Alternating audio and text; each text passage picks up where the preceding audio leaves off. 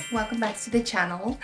Today we are talking about books again. Obviously this is a book channel, but today we will be talking about some of the books I read this year. Some of them I love, some of them I hated. So today we will be talking about both categories. Some of the books I adored in 2026 and some that I want to stomp into the earth. Yes. So if that is something you're into and you're looking to have some fun, let's get on to the video. So I'm thinking we do bad news first and then good news, because some of these 5-star books that I have read this year are top tier and do serve as recommendations, and I do think you should go read all of them because they are just that freaking good. But we will be talking about the bad books first. So this first book that I want to talk about is one that I have read before. So this year I decided to reread this book because I wanted to get into the series. I wanted to read the series and I was like, I can't remember what happened in the first book, so I might as well reread it. And past me rated the book 3 stars. I think I was like, it can't be that bad. So I'm talking about The Ritual by Chantal Tissier. Now this is a dark college romance and I think it is one of the worst I have ever read. The premise of this book is there's these affluential set of young adult men, right, already off to a good start, and they are in this secret society filled with like rich people, and they serve this, basically a cult. They serve this cult, and once their service is done, they get to choose a partner. And they go through this whole ritual, and it's like some misogynistic bullshit. I don't even fucking want to know. And it is just awful. Our male main character is an abusive piece of shit. He's possessive and controlling, and everything is just gross. Everything is gross. I hated it. It was cringe and gross, and it wasn't even the good Wattpad cringe. It was just cringe, and I hated it. And I think I DNF'd it because I couldn't go on. I couldn't go on any longer. I was like, this is not the off-campus I want. So I DNF'd it, and I will not be picking it up again. I don't know what happened. I usually like Chantal Tissier's books, but this one I was like, no, thank you, no thank you. The next book I want to talk about, one of the worst books I have ever read, is On the Plus Side by Tabitha Vargo. I also didn't finish this. I DNF'd this book because it is fucking terrible. That's why it's on this list. This is a curvy female main character romance, and that's the reason why I picked it up. Because I like having some big beautiful girls in my books, okay? I love it. I love some body diversity in my books. I don't want to see no same skinny bitch who doesn't eat, okay? I don't want to see that. I want to see real women in my books, okay? That's not too much to ask for. So I was really excited for this book. So in this book we have our female main character. She's kind of this loner type, but she is rich. She's like this spoiled rich girl who works at a jewelry shop, and her mother approaches a guy, like a man, and she's like, I will pay your debt if you date my daughter. Now great, that sounds like a Wattpad story to me, and I was excited. I was like, yes, I feel the teenage angst, let's fucking go. But this was terrible. This was terrible. The male main character is insufferable. The female main character is insufferable. They talk like that, being like, how do you do, fellow kids? Like, how do you do, fellow kids? What? Like, we get it. You don't have to be hip and young It's terrible. You are suffering from tempting Gen Z-itis. You don't need to be hip and cool, just be yourself. It was cringe, and the female main character, baby, she kept making herself the butt of the joke because she was used to being the butt of the joke. Like, it's time to get some self-worth. It's time to get some self-worth. Like, I'm all for a empowerment story, but no, 1 star. Our next book might ruffle some feathers, and that is Lights Out by not-so-favs Allen. Guys, if you have seen any of my previous videos, if you've seen the wrap-up I did when I read this book, I think I read this book like in the beginning of the year, early months. I was so excited to read this book. Now listen, I don't like stalker romance, and that maybe already set me up for failure, but this book was so hyped, and I foolishly listened to Booktok, bought it, and I was like, I need to get my hands on this. I need to read it immediately. So I dropped everything and I started reading Lights Out. And what are you talking about, guys? I don't know what you see in this book. I don't get it. The whole premise of this book is we have our female main character. She's a nurse, and our male main character is a masked TikToker. Now, not-so-favs Allen, you know, maybe I just wasn't the demographic for that, but it was so fucking bad. I was laughing my ass off, and not because of her shitty witty jokes. It was awful. It was awful. There were some moments that I enjoyed in the book, and that was when they were actually being sincere with each other. I feel like authors are struggling to, they all want this freaking banter between their hero and their female main character, and you are trying too hard and it's coming off as ingenuine, and I'm reading through it and you're actually pulling me out of the story because I don't give a shit about this fucking shirtless masked TikToker guy who fucking breaks into my house. Excuse me? Like, in the book, like in the back of the book, it says that our male main character's father is a convicted serial killer. And you know, not-so-favs Allen, that seems so great, and I don't know why you didn't lean into that, because that is 10,000 times more interesting than a masked TikToker that makes thirst traps to chase Atlantic songs. Okay.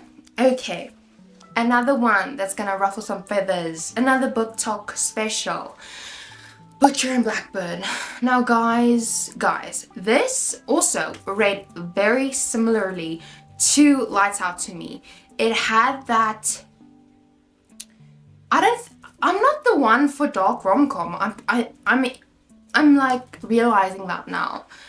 This book was also, I feel if I want to describe this book, I was like, I just don't give a fuck. I don't give a fuck about our female main character. I don't give a fuck about our male main character. Like, I just don't give a shit. I don't give a shit. I do not give a shit about any of them. I don't care if they like each other. I don't care if they die. So I think maybe that's a me problem, but I just couldn't connect with the characters, and I didn't care about them. Like, we are trying to push this banter and we forget, baby, I want to read about two people falling in love, okay? I don't care about this witty back and forth. Like, every conversation doesn't need to have zingers, okay? It's fine. Let them have conversations and God, I don't know. I hated it. Well, I didn't even finish it. I DNF'd it at like maybe 30%. I DNF'd it. And I don't know if I will pick it up again, because I feel everything that Butcher and Blackbird is trying to do The Mindfuck series already did it. They already did that. Like ST Abbey already did that.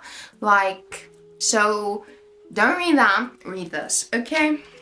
Then we have a book that I read at the beginning of the year, Ransom by Jenna Miles. Now this is like the last book in her, I think it's like the Miles Brothers series. It's like this huge series filled with brothers and like their stories, and these brothers are like from different walks of life, and they met each other through foster care. And Ransom is like the dad of the group, and this book was so freaking hyped throughout the series. Even when they were still releasing, everyone's like, we need Ransom's book, we need Ransom's book, we need his story. And what a letdown that was. What a letdown that was. So the thing that lost me is that we were off to a great start. So we have like a long lost love story. Ransom was in love when he was like a teen with this girl, and he up and left and never looked back, and we don't know why. That's like the point of the story. And he has been alone ever since, and then suddenly he's coming back to town and they are rekindling. You know what Flabbers my Gasters is that the reason that Ransom left the small town and his young lost love is because she would have catched a rape charge if they were ever found out. Now, Jenna Miles, why would you ever fucking decide to write that? You could have not written that. You could have totally not gone that way. We could have had any other conflict, but you decided, you know what, let's go, I don't know, statutory rape. And that was where I was like, fuck no. Fuck no. And I can't even remember the age gap. It's not even that it's reverse age gap. It's because, like, why are we catching a charge? Like, I think maybe he was like 15, 16. No, like 14, 15 maybe. And she was like 17, 18. Now, baby, I don't know how many 15-year-old boys you have met recently, Jenna Miles, but there is no way in hell I, as a 17 or 18-year-old woman, would ever look at a grade 9 pupil and go like, yeah, you're it for me, babe. Insane. Declined. I'm gonna start with this baby. Decline. And those are all, I think, the bad apples of the bunch. Guys, this year has been, I will say, a pretty good reading year. I will say that. It's been pretty good. So let's get on to some of my favorite books of this year. The first book I really want to talk about is a pretty recent read. And guys, I think I have found a treasure trove. Like, this author, I am obsessed. So the first book I want to talk about is Ride or Die by Shan McPherson. 5 stars.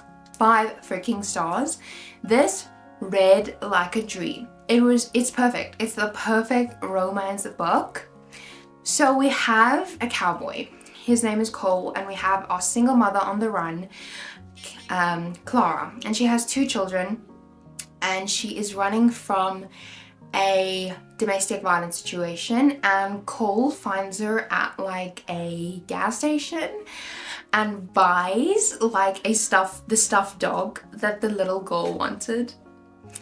And he has that southern charm, and the romance is just so good. It is slow burn, but in the most beautiful way. Like, we have will they or won't they. When they're touching, it's like, oh my god, they're touching. It's so freaking good, and I'm obsessed with it. I'm obsessed with it. It is so freaking good, and you should go read it right now.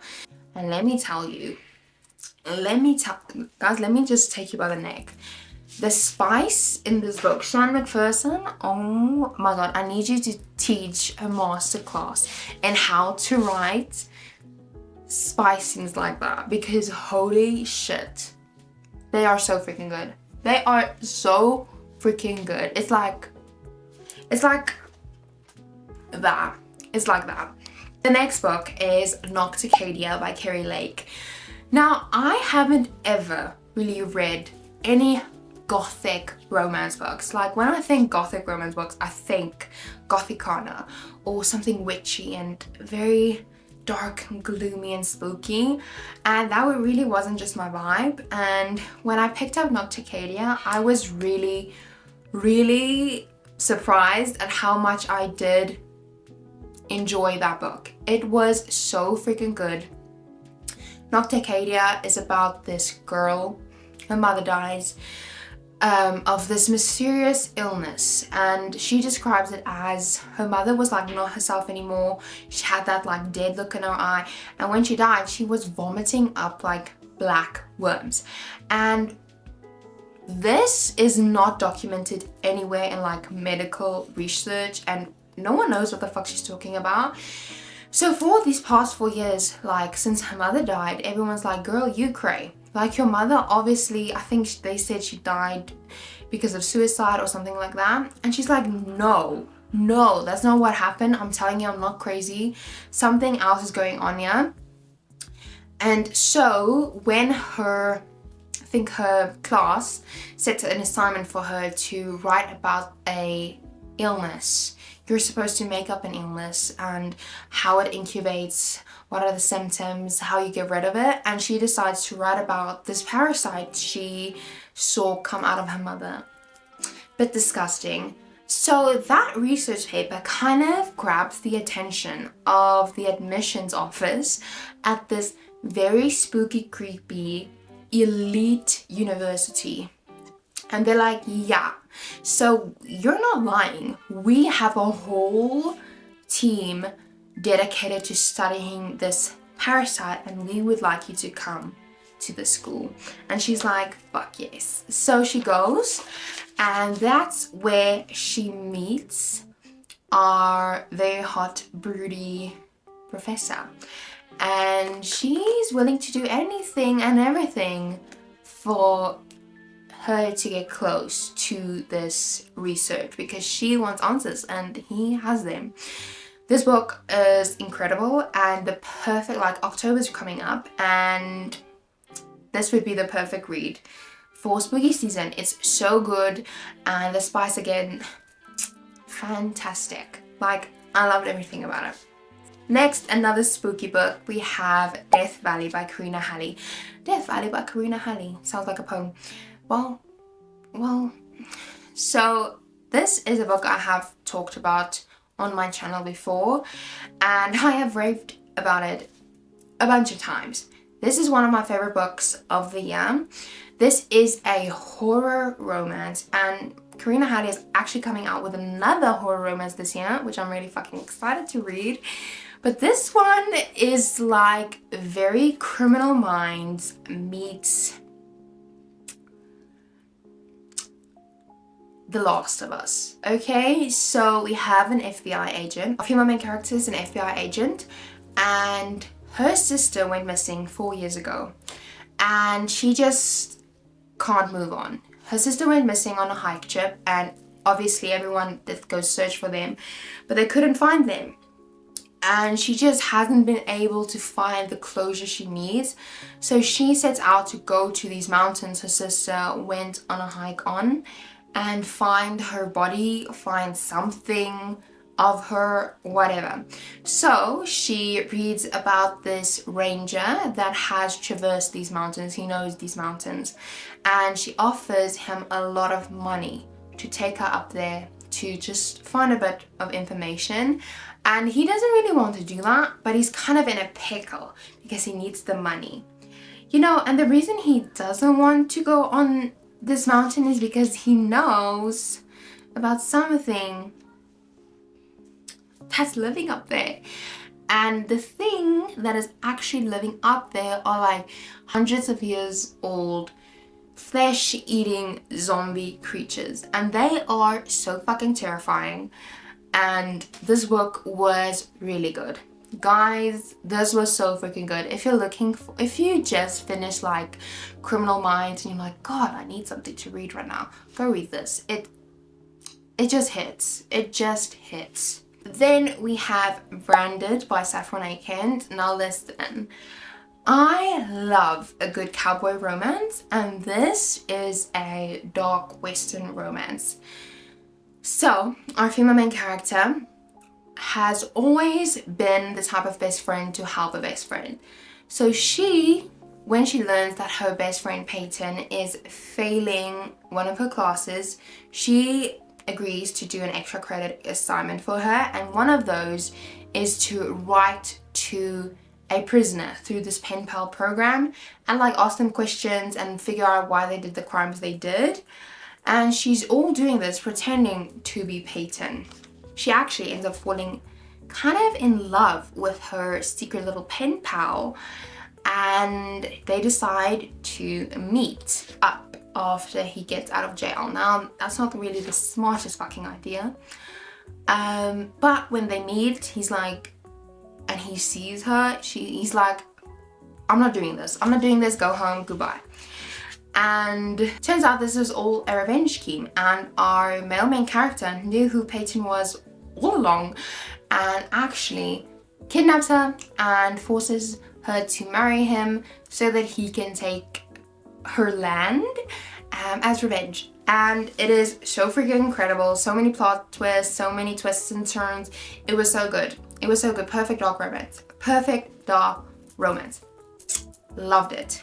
And then the last book series, I should say, I want to talk about is the Boys of Tommen series. I read this series. I read Binding 13 and Keeping 13 a long while ago. Okay, I read it a long while ago.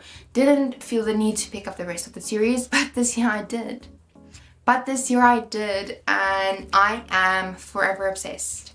I am forever obsessed. Like every Chloe Walsh Spotify thing I see, I get excited now. And I loved it.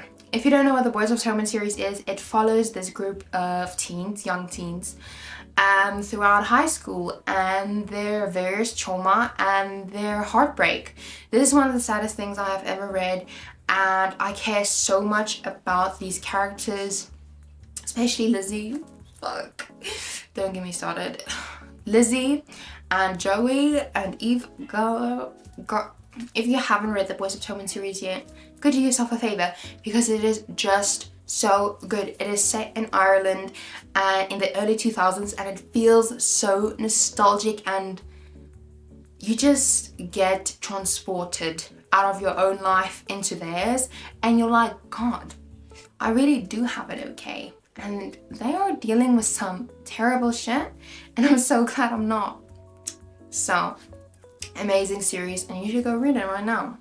Okay guys, that is all for today's video. Thank you so much for watching. If you made it this far, thank you. Love you. If I'm being squinty or anything, it's because I actually want to put on my glasses, but I think I look so weird in them. Because I have recently been experiencing some terrible migraines. All of a sudden, a girl who has never had a headache in her life suddenly gets migraines and can't see a shit. So very scary. So today's video was actually inspired by Larry's video. If you haven't watched that yet, go watch that. And again, thank you for watching. I love you. I appreciate you. Don't forget to subscribe to the channel. It is completely free. Completely free. Give this video a thumbs up if you liked it, and then don't forget to check me out on social media. The notification will pop down here, I think. And then I'll see you when I see you. Bye bye.